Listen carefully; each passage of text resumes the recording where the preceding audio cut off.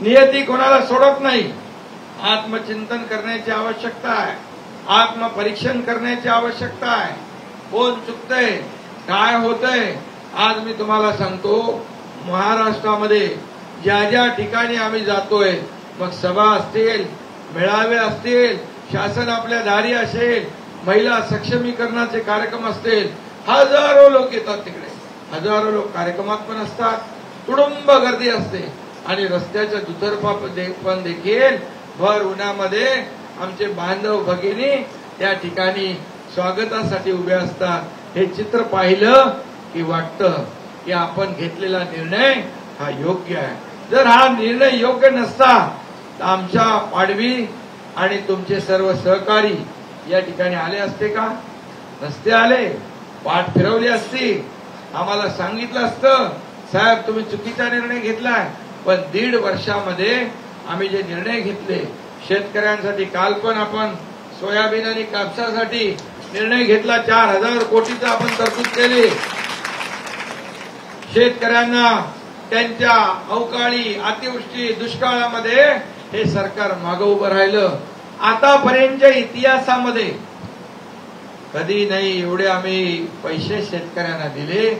सगळे नियम बदलून टाकले आणि जवळपास आजपर्यंत शेतकऱ्यांच्या नुकसानापोटी आणि त्यांच्या योजनांसाठी आपल्या सरकारने, महायुती सरकारने 45,000 कोटी रुपये शेतकऱ्यांवर खर्च केले.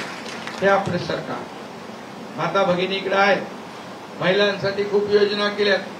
एसटी मध्ये 50% सवलत मिळते की नाही? 50 अर्धा तिकीट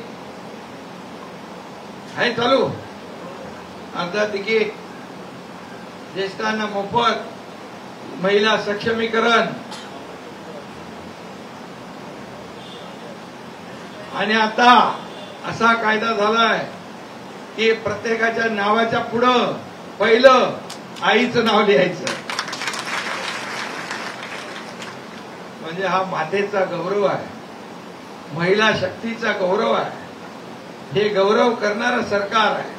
महिला बचत गटाला ताकद देणारं सरकार आहे.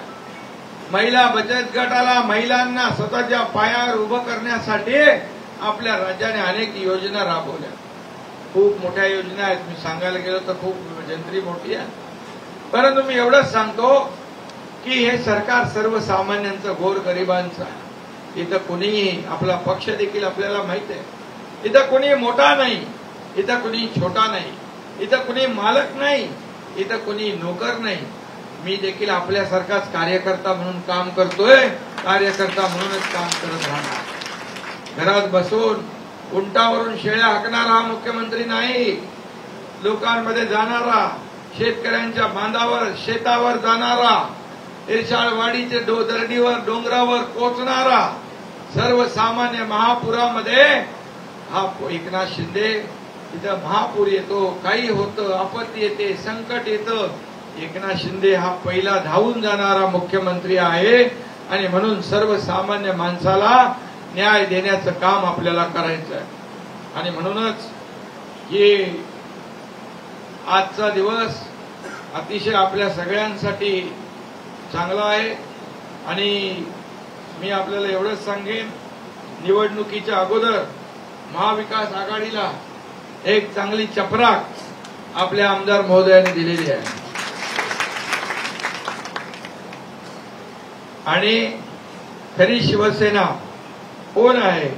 आणि म्हणून मी आपल्याला एवढंच सांगतो, आमदार महोदय, तुम्ही बाळासाहेबांचे कार्यकर्ते आहात. आम्ही सगळे बाळासाहेबांचे कार्यकर्ते आहोत, बाळासाहेबांचे शिवसैनिक आहोत. त्यामुळे सर्वसामान्य माणसाला न्याय देण्याचं काम आपण करणार.